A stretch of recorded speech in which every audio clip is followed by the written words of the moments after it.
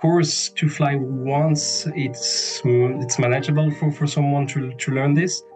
Then to fly every week or every month for a whole career, you really have to like it, because it's not without some really extreme time frames. Sometimes starting early, finishing quite late, or in the middle of the night. And physically it's quite difficult as well. So it's like going out up a mountain up to 3-4 times a day when you have 3-4 flights a day. So yeah, it's not without some sacrifices. So.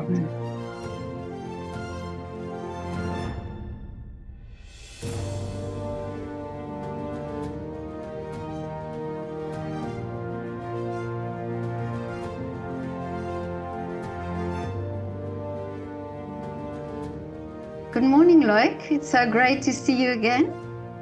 As well, thank you. Good morning. And so lovely to talk to you here on Zoom. Tell me, you are in Switzerland at the moment. Yeah, that's right. So beginning of afternoon in Switzerland, that's right, yeah. Wonderful. And we met before, actually, on a plane, and this is why I wanted to talk to you. You're a pilot.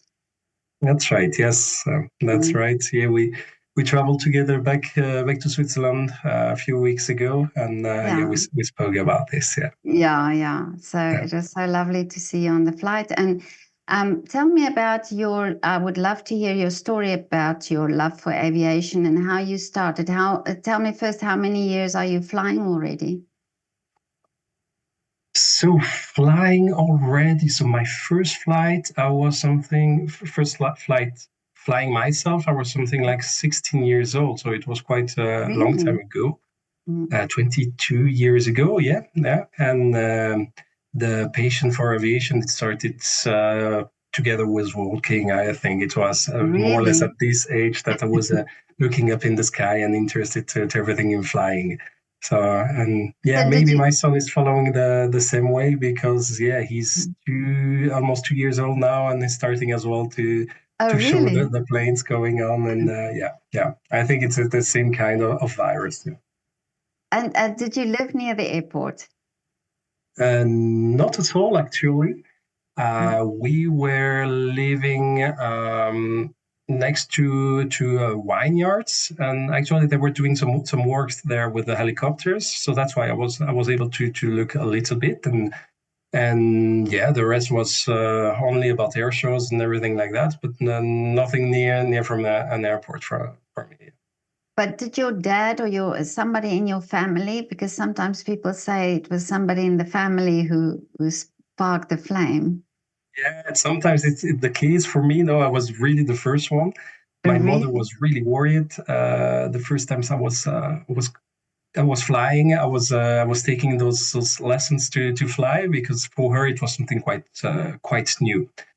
And yes, for me it was I had to do my own way in this direction, actually. Yeah.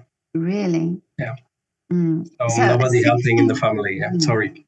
No, but 16 is also young, because then you don't even have your driver's license. That's right. I was a little bit joking about that, because it's something you can start in Switzerland quite early, with 15 years old, with military selection. And the advantage of that is that they pay the hours of flight for you. And, yeah, and with 16 years old, you don't have the money for that, actually. So it was my way to discover a bit this new world, this aviation, and do those lessons and everything like that. Yeah. Well, I just spoke recently to a pilot who did his training. Well, he was also in the army. So you started there as well, and did you also have to go through a selection process? Yeah, I did. It was during quite a lot of years. At the end, I didn't succeed quite really far at the end. But for me, it was at least really good benefits to have all those hours, and especially knowing that I was liking to do that. Gave me as well some structure to to be able to learn fast, or to correct my mistakes, or to do some improvement quite fast. What was the request in the civil aviation as well. But now at 16, what is the training like? I mean, what was the first time you got into the aircraft?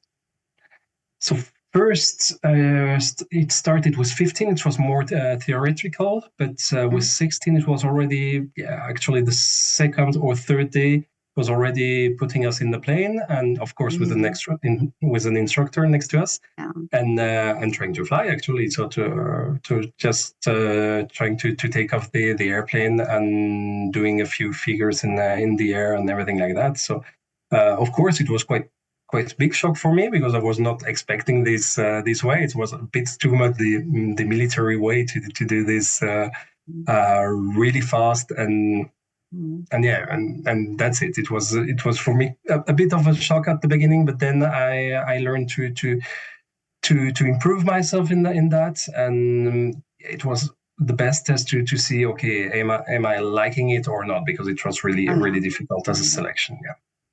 So do you think that way of doing it is sometimes a good way, because then there's no turning back, or it's like you're in the plane and you just have to do it? Yeah, maybe. I don't know. With all the background I have now, and all the other experiences I have done as well, the development of the training, especially in civil aviation, in comparison to military, maybe it was something 20 years ago. So it was not the same philosophy and everything like that. I hope as well it changed a little bit in the army, and it's a little bit more taking care and less stressing. But sometimes it's good to be in a stress situation. Of course, if you've got the training for that. If you start from nothing, it will be maybe not so productive to put someone in a stress situation like that. Oh, okay, yeah. So now from the military, you went to commercial flying. Yeah, that's right. So the military at the end, it was something like in 2005 or 6. I didn't succeed on the last selections. It was okay for me. I knew when I was starting that there were more chances not to succeed instead of succeeding. Okay. And after a few years, I had to wait a little bit, because it was quite close in Switzerland, and I was not so sure what I wanted to do actually. It was as well one way I was interested to do, maybe a sky controller or pilot, or some completely other direction in the life. So, and I had to do as well, so to try a little bit all those selections, and then I realized after a few years that it was really pilot I wanted to do. But I needed to find a school for that, so I needed to pass the selection in one school, which was then giving me the schooling for the 3 years, and then after those 3 years, I was able to apply in a company. Okay, so but it takes a lot of hours flying before you reach that goal, and the flying that you did in the military, does that also count for you when you do commercial flying?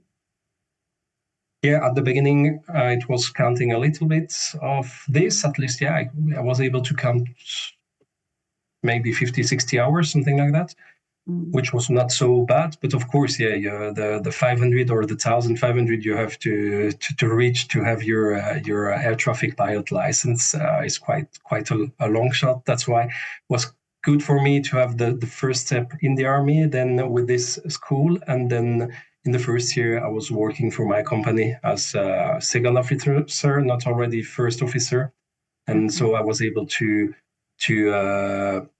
get those hours, to get to those 1,500 hours. Of course, it's a little bit more stressful when you don't have those hours. If any crisis coming, if you're on the market, you're not really interesting for other companies.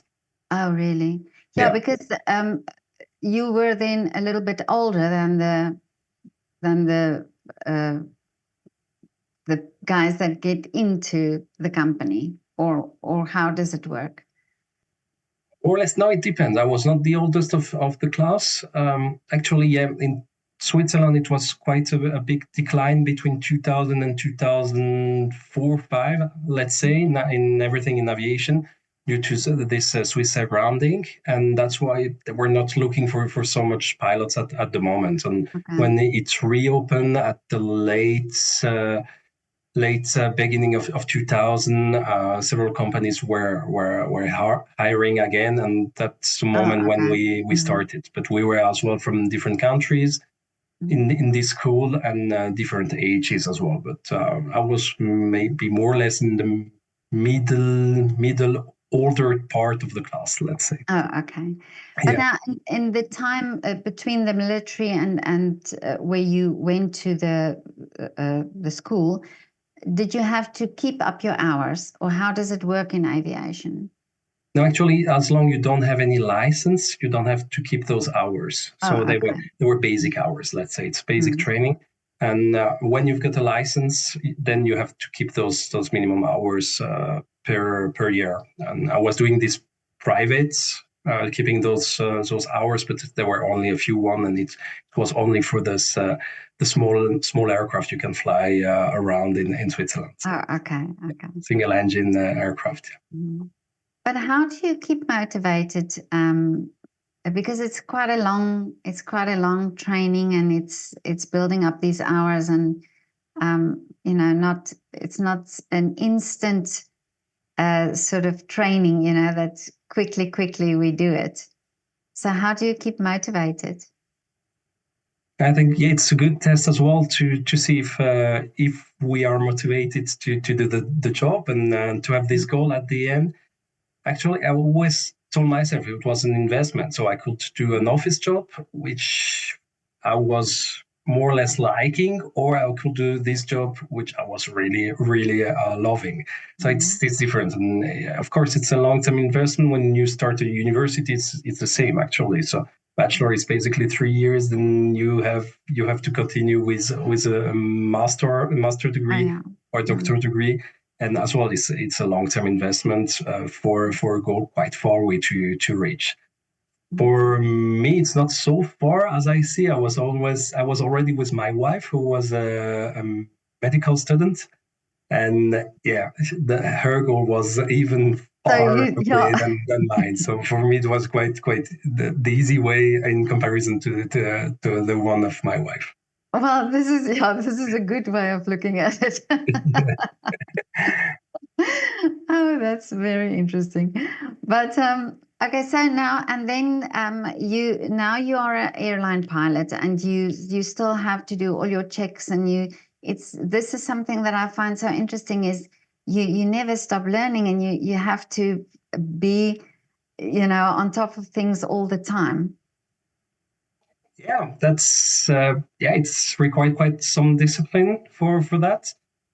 But as well, it's quite good in this job that you keep the brain fresh. You train your brain, and maybe in some other jobs the risk is that you're not learning anymore, and it's the step to relearn. It's even harder when you keep training that. I always say as a joke that the brain is a muscle as well. So you have to train it. And it will be more flexible if you train it. It's the same about learning different languages or doing some memorizing exercise and everything like that. So I think it's doing some good to have so many checks.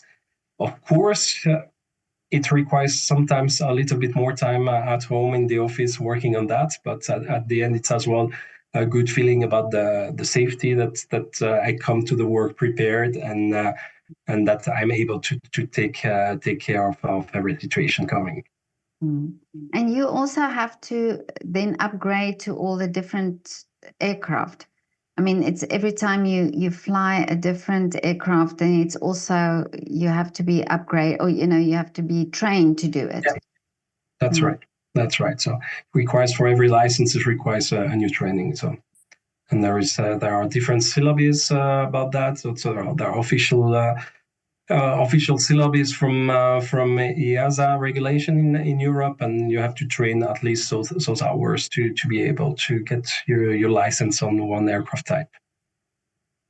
But now tell me, this is something that I ask all the pilots or people in aviation is, do you think everybody can fly? Do you think there's something you have to have to be a pilot?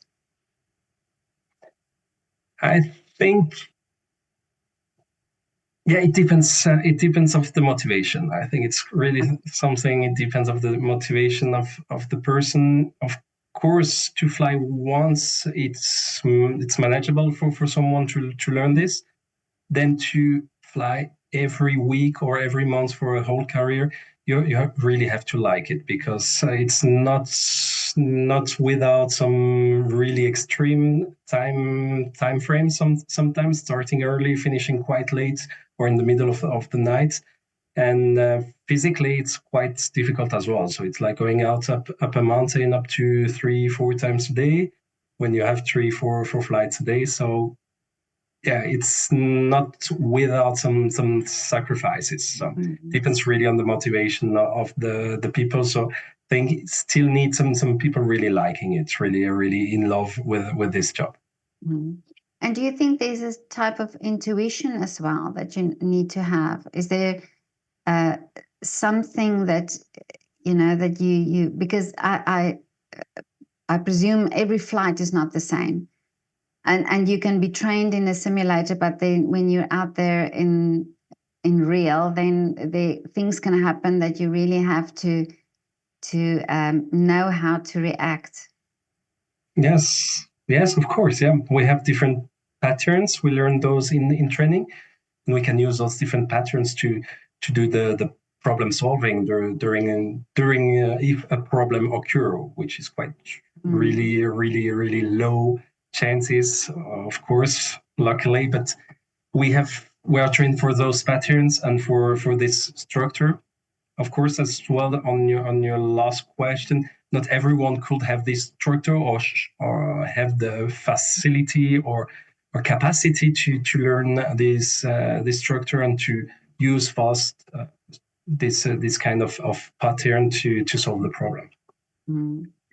And well, and also what the advantage that you have in the cockpit is you see all the sunrises and sunsets, isn't it? That's right. Yeah, makes it beautiful. Yeah, best office view, actually. Always saying. Yeah. So, but now, is there something you do? What do you do when you don't fly? Do you have a hobby, or is aviation your hobby as well? No, for me, it's not the case. Actually, I've got a family, so it's taking quite a big part of my time, especially with 2 kids now. So mostly I try to spend some time with the family. And as a Swiss guy, I'm in love as well with the mountains. So I like to go skiing or hiking. It depends of if it's summer or winter. And yeah, of course, trying to do some sport in hobbies. So it's more or less linked to aviation to get the body ready as well for those quite difficult patterns of work sometimes. Yeah. And yeah, because you have to keep fit as well, and to be mentally alert as well. Yeah, that's right. Yeah. So there are 2 different things we think, but sometimes they are quite linked together. So if you're I see it myself. If I'm quite well trained, I'm more able to sleep well during the night. So I'm more rested for the next duty, and more able to cope with different problems coming during the day. So now your son, you said he's only 2 years old and he's already interested. But yeah, let's see if it stays so. Let's see. If it stays, yeah. But what would your advice be for a young guy or a girl that's now interested in aviation? What should they do? It's quite hard. It's hard to give an advice when you see at the I will restart. So it's quite hard nowadays to give an advice because everything is changing so fast in aviation world. I would say, as I always did and always have a plan B. Always have some final reserve, something you letting you land somewhere else, and not be out of fuel during a flight or something like that. So always having another idea, plan B, of of a way they can follow in the life, because it's working quite in waves. I saw it in my short career. The aviation is or you're on the top of the wave, or it's at the bottom of the wave, Really? and it's always doing like that. It depends only the rhythm of those waves is changing a little bit. So it's always a part of luck in this, but as well to have a plan B, to be able to have another solution if the things are not going as planned. Mm. Well, you must be used to that because the weather is always like that, isn't it? Up Yeah, and down. that's right. Yeah. Not only the weather, everything right now. So you have really some things are happening. You think, okay, yeah, maybe Yeah. you cannot plan everything. So that's it. Yeah. Yeah. But now, what are the wishes for you for the future? So for me, right now, the next step will be to do my upgrading as a captain. Mm. This will be the logical step. We'll see. Maybe in a few years, I will have the seniority to do that, and that's it. So it's for me the next and maybe the last step of my career on this. Right now, I took some part time from beginning of this year actually. So the goal is to spend a little bit more time with my family, to be a little bit more at home, and this is as well a plan for my life. For the next 10 years, not working 100%, and to have this capacity to be a little bit more home. Oh, that's beautiful. Because you only get that time once, Yeah, to be that's right. with your family. Yeah. Yeah. Oh, that's wonderful that you do that. But all the best with your career and with your flying. I hope to one Thank you. day uh, see you again on some aircraft. That was Thank you such a very much as coincidence, well. but Yeah, yeah, would be yeah. nice. Yeah. And let me know whenever you come to Vienna. It would be Of so course. great to see you again. Yes, Yeah. gladly. Thank you very much then. Okay. Thank you so much, Loic. Thank you. Have a lovely afternoon. Thank you, you too. Thank you.